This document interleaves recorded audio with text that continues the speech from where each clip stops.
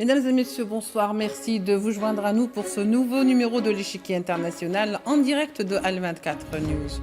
Une semaine à peine après la visite de Trump à Pékin, Xi Jinping accueille sans grande pompe son allié ami de longue date, le président russe Vladimir Poutine.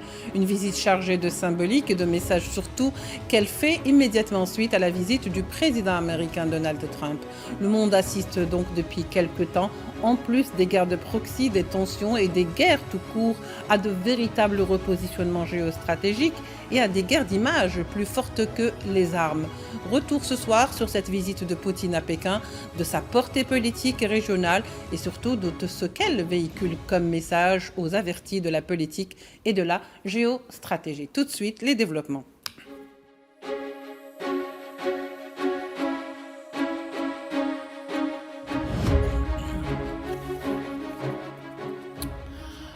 Pour en parler ce soir, nous accueillons avec beaucoup de plaisir Dimitri de Koshko, journaliste français. Dimitri, bonsoir, merci d'être avec nous.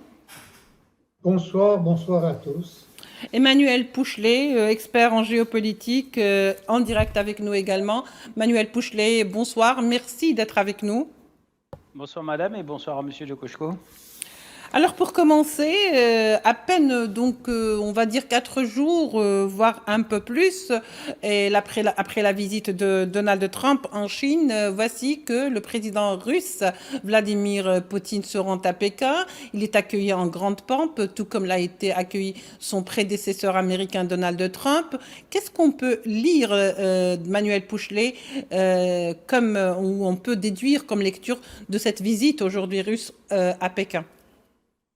Ce qu'il faut retenir dans cette visite à Pékin du président Poutine, c'est une visite importante qui, de toute façon, a toujours été préparée à l'avance. Il ne faut pas croire que c'est une visite qui s'est faite de manière opportuniste. Bien au contraire, les deux grandes puissances que sont la Russie et la Chine, on va dire, affrontent les Américains sur de nombreux terrains. Il n'y a pas que la guerre en Ukraine, ni même les autres, même la situation dans le détroit d'Ormuz. Il y a également d'autres questions qui préoccupent ces deux géants, puisqu'elles sont soumises à la même menace américaine, c'est-à-dire l'endiguement. Les Américains avaient pratiqué l'endiguement de la Russie à l'époque de l'URSS et l'ont déporté aujourd'hui avec la même stratégie qui tente de contrecarrer, si vous voulez, la stratégie du collier de perles que Pékin institue également avec ses alliés. Je pense qu'aujourd'hui, vous savez, il est temps de renouer les dialogues, de se consulter, de se concentrer, mais c'est aussi, ces derniers temps, un retour de la diplomatie chinoise qui avait été un petit peu mise de côté sur certains sujets, où justement la Chine souhaite, dans le cadre de sa conquête de première puissance mondiale pour 2049, ne pas écarter, si vous voulez, le volet diplomatique et stratégique, qui sait pertinemment que, si vous voulez, c'est une composante incontournable de l'exercice de la puissance. La Chine et la Russie partagent de nombreux dossiers communs. Il ne faut pas y voir seulement, si vous voulez, l'aspect américain, mais il y a également l'Europe et puis d'autres puissances où je rappelle que la Chine et la Russie sont présents partout dans le monde et tentent, avec aussi leurs solutions, de désamorcer certaines situations où l'Occident tente pour l'instant de contrecarrer ses plans, c'est-à-dire par des situations de blocage. Et je rappelle que ces derniers temps, la parole, excusez-moi, du président Xi Jinping était particulièrement prudente. Des éléments de langage d'ailleurs qu'il a réemployés avec le président Trump qui ne sont pas tombés dans l'oreille d'un sourd, si je puis me permettre. Oui, mais on sent quand même, pour aller vers vous, Dimitri de Koshko, que le discours de Xi Jinping était plus à l'aise, que dans ses déclarations, on sentait qu'il y avait une sorte de rapprochement de point de vue avec les Russes, qu'il n'y avait pas réellement de point de discorde, comme c'était le cas, en dépit des déclarations d'apaisement avec le président Donald Trump. Alors bien sûr, on est obligé de faire des comparaisons puisque les deux visites se succèdent, effectivement. Mais effectivement, la visite de Poutine était déjà prévue et préparée. Et il se trouve que Donald Trump est venu juste avant.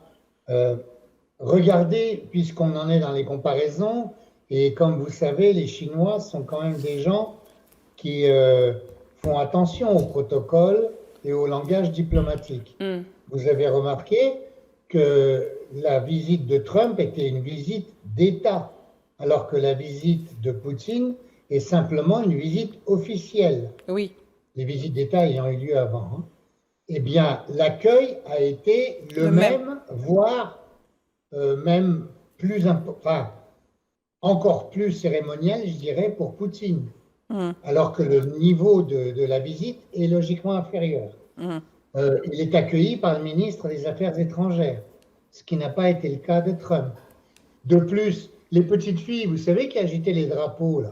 Oui, là, les Chinois, évidemment, avec une certaine finesse, ont quand même mis juste 180 fillettes pour agiter les drapeaux pour M. Trump. Le nombre des fillettes tuées dans l'école bombardée par les Américains en Iran. Vous voyez l'allusion. Merci pour le détail. Donc, il y a quand même des langages codés qui m'ont paru un peu intéressants. D'autre part, avec Poutine, il y a 40 accords qui ont été signés et un accord fondamental stratégique. Donc une réaffirmation, mais une réaffirmation à un niveau plus élevé disons, d'un langage commun stratégique. Je ne veux pas parler d'alliance, parce que ce n'est pas le cas. D'autre part, la réaffirmation que ces deux puissances se parlent à égalité, dans le respect chacun de ses cultures. D'autre part, et ça c'est quelque chose qui manquait dans la relation russo-chinoise, un grand effort, et c'est ce qui a été dit dans la conférence de presse par Poutine et confirmé par Xi, c'est qu'il y aura des échanges d'étudiants, de professeurs et beaucoup plus de tourisme, puisque depuis l'année dernière, il n'y a pas besoin de visa pour les Chinois pour se rendre en Russie et pour les Russes pour se rendre en Chine. Ouais. Ce qui dans la vie quotidienne est très significatif. Oui, tout à fait. Très bien. Alors, finalement, il s'agira de coopération entre les deux pays, déjà assez forte, puisque ce sont deux pays qui sont des membres du BRICS, pour ne pas dire que les fondateurs du BRICS aujourd'hui. Bien sûr que dans les déclarations et dans l'accueil, les choses, il y a des petites nuances, mais il faut dire que le président chinois, Manuel Pouchelet, ne le cache pas. Il parle de Poutine comme il parle d'un ami et d'un allié, il le dit lui-même. Donc finalement, on est sur une autre dimension que celle avec Trump, où les déclarations étaient très officielles, teintées de diplomatie, mais qui étaient pratiquement sur certains dossiers vraiment l'une à l'antipode de l'autre. En tous les cas, ce qu'il faut noter dans cette relation entre M. Poutine et M. Xi Jinping, c'est qu'il n'y a pas de ligne rouge. C'est là la différence. Et forcément, on sait pertinemment qu'avec le président Trump, en fait, ce qui fait peur aux autres dirigeants mondiaux, c'est que le président Trump, si vous voulez, il est imprévisible. C'est là la grosse différence. Et on sait pertinemment que le président Trump, notamment les Américains en général, sont forcément jetés l'opprobre sur M. Trump. Il y a des lignes rouges qui pouvaient être franchies. Je pense notamment avec le dossier de Taïwan et d'autres dossiers, si vous voulez, notamment avec les composants, les terres rares et d'autres sujets entre les deux diplomates, enfin les deux chefs d'État, excusez-moi, il y a des achoppements. Mais vous avez aussi remarqué que le président chinois a conservé son ex-ministre des Affaires étrangères, qui était normalement sur le départ et qui aurait dû être remplacé par M. Qin Gang. D'ailleurs, M. Qin Gang, qui avait été ambassadeur de Chine aux États-Unis, n'a pas été retenu et, on va dire, a été écarté. Donc, s'il prouve bien que finalement, la Chine souhaite entretenir non seulement avec ses contradicteurs, je pense aux Américains, mais aussi avec ses alliés, c'est-à-dire la Russie et d'autres pays, des relations particulièrement fortes et en même temps avec une certaine fermeté. Il y a des rappels qui ont été faits et je vous ferai remarquer que le président Trump avait été particulièrement enthousiaste suite à sa visite, alors que le président chinois, M. Xi Jinping, était resté beaucoup plus pondéré. Vous savez, l'enthousiasme dans ces cultures asiatiques ne se manifeste pas, on préfère le garder, puisque j'allais dire, ils répondent aussi à ce code culturel et de la diplomatie que les gens qui savent parlent peu quelque part. Mais c'est important, c'est une visite symbolique, c'est une visite aussi qui va sûrement marquer de nouvelles orientations pour lesquelles nous, analystes internationaux ou experts, on pourra, on va dire, tenter de décrypter l'après. Mais ce qu'il faut savoir, c'est que la Russie et la Chine partagent des dossiers communs, mais notamment, hormis l'Ukraine, il y a aussi ce fameux dossier des nouvelles routes de la soie, où les deux pays ont besoin d'avoir des actions complémentaires pour pouvoir assurer cette sécurité qui, pour l'instant, manque encore. Et on sait que cette insécurité est aussi liée parfois au rôle trublion qu'entretiennent les Américains et leurs alliés sur certains territoires asiatiques. Mhm.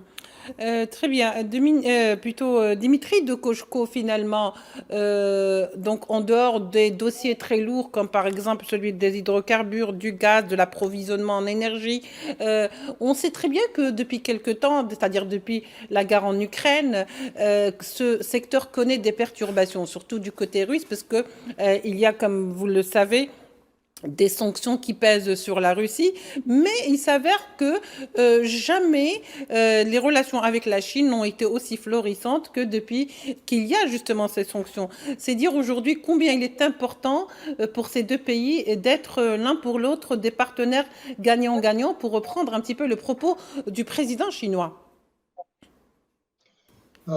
C'est effectivement complètement des relations gagnant-gagnant. Je ne dirais pas que c'est à cause des sanctions que les relations se sont Non, on dit en dépit des rapprochées. sanctions. C'est visiblement, c'est dès le début, ça a été une politique de Poutine dès qu'il est arrivé au pouvoir. Et sans doute qu'après Munich 2007, quand il a fait ses protestations contre la politique hégémonique des Occidentaux et de l'OTAN contre la Russie, évidemment, le rapprochement a été encore plus forcé. Regardez le père de la porte-parole du ministère des Affaires étrangères russe, Madame Zakharova. Son père était l'ambassadeur de Russie en Chine. Et du reste, Madame Zakharova, qui a passé son enfance en Chine, parle un mandarin excellent, ce qui compte aussi d'ailleurs. Eh bien, ce monsieur-là, je peux vous dire qu'il a fait un sacré travail pour le rapprochement russo-chinois, parce qu'il fallait quand même faire oublier, le contentieux qui remontait à Khrouchtchev. Ils en étaient arrivés à se tirer dessus quand même, hein. Et puis, le vieux contentieux, mais qui est toujours dans les mémoires, ne l'oubliez pas, de ce qu'on appelle les traités inégaux, puisque la Russie d'avant la Révolution, était elle aussi partie prenante de ces traités inégaux, comme on les appelle en Chine. Bon, on ne va pas aller dans l'histoire, mais c'est des choses importantes tout de même. Oui. Ce que je pense, c'est que du point de vue de Poutine, alors ce qui est intéressant aussi, c'est que Poutine a été beaucoup plus modéré dans la conférence de presse que M. Xi Jinping, qui, à la chinoise bien sûr, a dénoncé les risques que faisait peser l'hégémonie et les puissances hégémoniques à la stabilité et à la paix dans le monde. Ils ont tous les deux défendu l'existant du droit international et de l'ONU, malgré toute l'impuissance qu'a pu montrer l'organisation internationale, notamment suite à l'attaque américano-israélienne contre l'Iran et le Liban et l'attaque américaine contre le Venezuela. Mais il n'empêche que c'est au moins quelque chose qui existe dans la relation internationale. Or, depuis la dénonciation de tous les traités d'armement, notamment, il est évident que les garde-fous deviennent de plus en plus rares. Et c'est un des éléments, je pense, qui fait que Poutine est allé voir Xi Jinping aujourd'hui et qu'ils ont voulu réaffirmer encore une fois, cette fraternité stratégique, je dirais, cet ensemble d'intérêts communs stratégiques au moment où la Russie est nettement attaquée par certains pays de l'Europe occidentale. Oui. Et ce que les Russes ont dénoncé, puisque suite aux attaques massives de drones et ces attaques qui continuent, les menaces qui commencent à être proférées contre la ville de Kaliningrad, ex-Königsberg, donc qui est une espèce d'îlot de la Russie séparé de la Russie par la Lituanie. Et c'est des endroits menacés, mais qui sont le sanctuaire de la Russie et donc qui impliquerait une intervention nucléaire. De ce point de vue-là, on est quand même au bord d'une situation très, très dangereuse par rapport à l'Europe occidentale. Très bien. Alors, dans ces cas-là, est-ce qu'on peut espérer un apaisement, Manuel Pouchelet, par rapport à la crise au Moyen-Orient, c'est-à-dire la guerre contre l'Iran, la fermeture du détroit d'Ormuz, et puis aussi l'agression et la guerre faite donc au sud du Liban, et bien sûr, est-ce qu'on peut espérer qu'il y ait des apaisements? Et l'on parle très peu de l'Ukraine. Il semblerait même, selon certains observateurs, qu'il n'y a pas vraiment de place dans ces discussions, ce qui fait un petit peu rager l'Union européenne qui suit de près, en tous les cas, cette visite, plus qu'elle n'a suivi celle de Trump et plus qu'elle n'a médiatisé la visite de Trump. Comment vous expliquez cela, Manuel Pouchelet? Vous savez, l'Union européenne, moi j'allais dire, j'ai envie de vous ressortir la phrase d'Henry Kissinger en 1968, l'Europe c'est quel numéro? L'Europe, elle tergiverse sur ces dossiers que vous venez de m'évoquer. L'Ukraine est sa principale préoccupation, avec bien entendu, on sait pertinemment que du côté ukrainien, il se passe aussi des choses. On parle de corruption, d'anticorruption, enfin bref, on s'y perd un peu, d'adhésion à l'UE. Enfin bref, c'est très confus du côté européen. Maintenant, je pense aussi ce qu'il faut retenir dans cette visite et également les éléments de langage des deux chefs d'État, c'est important puisque ça va fixer une nouvelle marche de ce nouvel ordre mondial qui est maintenant cette fois-ci, on va dire, établi quelque part. On s'aperçoit que, vous m'avez parlé des BRICS, en fait, on s'aperçoit que finalement, c'est une alliance qui est beaucoup plus plurielle en termes de compétences que l'on s'attendait. Je rappelle qu'au début, les BRICS, c'était une force économique principalement axée sur des matières premières, leur extraction et la vente. Alors qu'aujourd'hui, vous les voyez s'exprimer sur le volet militaire, puisqu'on parle de la crise d'Ormuz, vous les voyez aussi capables de faire des alliances économiques, mais également s'exprimer, et ça c'est peut-être, je ne vais pas dire une nouveauté, mais c'est quelque chose sur un terrain sur lequel on les attendait moins, sur la diplomatie.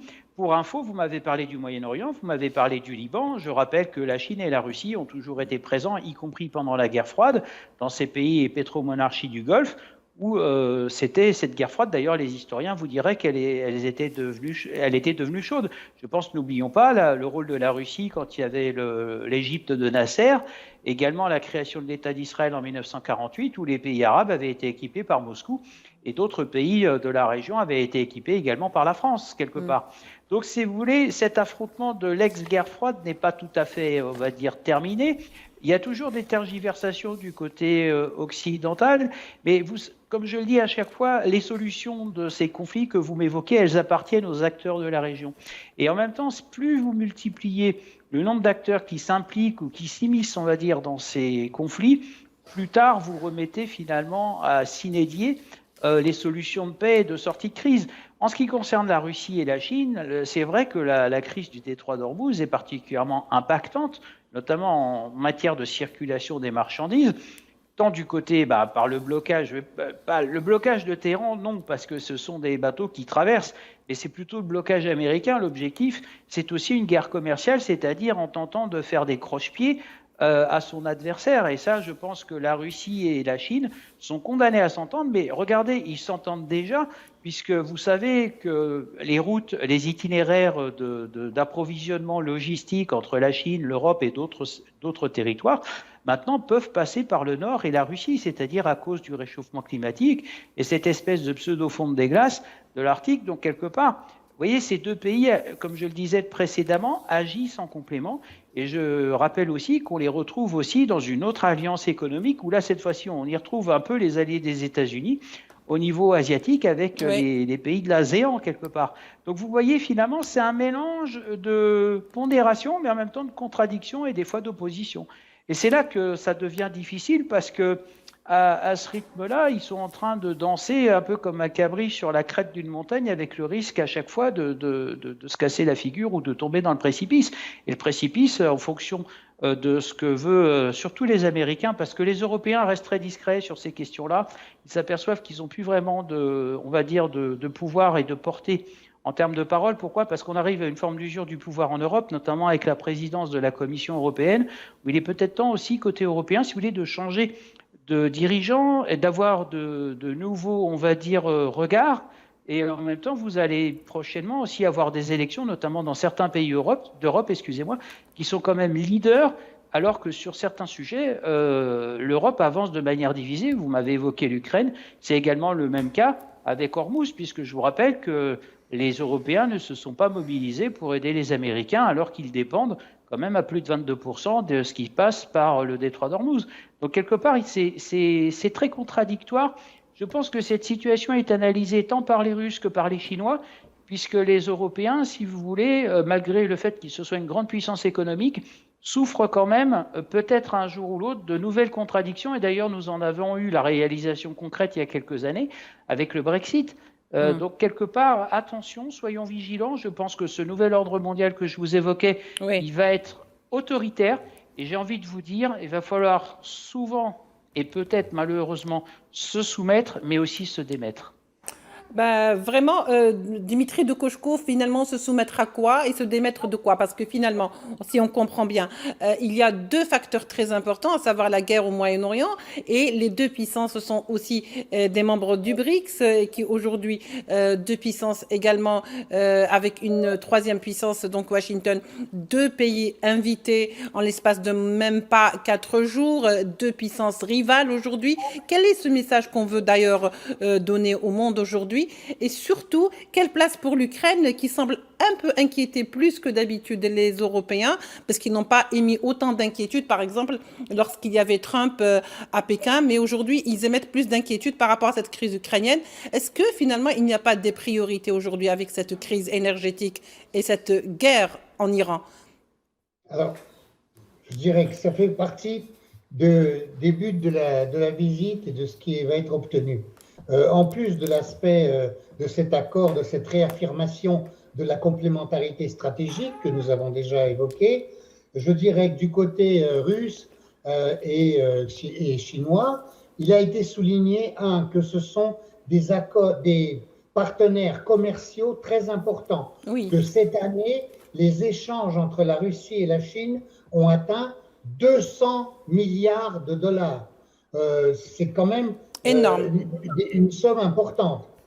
D'autre part, l'affirmation, alors qui est sans doute une des seules informations qui a été retenue dans les médias de grand chemin en Occident, c'est l'énergie. Mais l'énergie, il a été souligné par Poutine que c'était un élément fondamental dans la coopération russo-chinoise, notamment pour les progrès de l'intelligence artificielle, qui exige, n'oubliez pas, énormément d'énergie.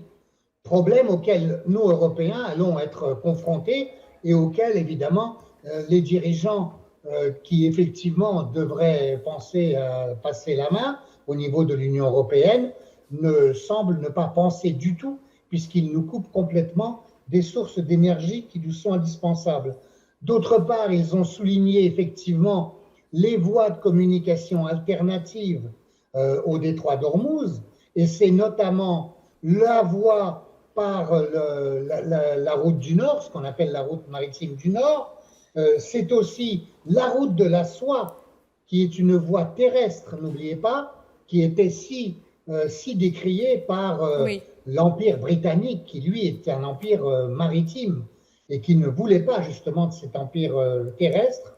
Et d'autre part, c'est en fait, et je dirais que même plus que les BRICS, où l'allusion aux BRICS a été faite pour déterminer les relations entre États qui ne soient pas des relations de soumission ou comme l'entendent les États-Unis et les pays occidentaux, dans l'héritage du colonialisme notamment, ou de l'hégémonie américaine actuelle, mais que ce sont des relations d'État à État et de partenariat sans entrer dans les affaires des autres et sans aller donner des leçons aux autres. Mais c'est aussi, et je dirais que là, ils ont beaucoup plus souligné là-dessus, c'est la construction de l'Eurasie. Ça a été dit, le mot a été employé par le président Poutine, l'idée d'Eurasie qui remplace ce qui a été souhaité par Gorbatchev, par Yeltsin, par Poutine au début, de la maison commune européenne. Eh bien, c'est raté. Les Européens occidentaux n'en ont visiblement pas voulu. Ils n'ont fait que cracher à la figure des Russes quand les Russes leur proposaient de faire quelque chose. La maison commune européenne, c'est malheureusement fini. En revanche, l'Eurasie, elle avance et cette visite en Chine est un des jalons très importants pour les voies de l'Eurasie, notamment par les voies commerciales de la route de la soie, de la route du Nord et de la voie par la Caspienne, qui a été abondamment utilisée là par l'Iran, puisque ça a été une route alternative, notamment pour la jonction avec la Russie. Merci beaucoup, Monsieur Dimitri de Koshko. Je vous rappelle juste un petit détail, c'est que la Russie aujourd'hui est le 3e fournisseur mondial de pétrole et le 2e de gaz en 2023, selon l'Agence internationale de l'énergie. Et ceci sur fond de crise. Voilà, c'était juste un petit rappel. Merci d'avoir été avec nous, Dimitri de Koshko. Je rappelle que vous êtes journaliste franco-russe. Merci également, Manuel Pouchelet, d'avoir été avec nous, expert en géopolitique. On se retrouve demain pour un nouveau numéro de l'Échiquier international. Au revoir.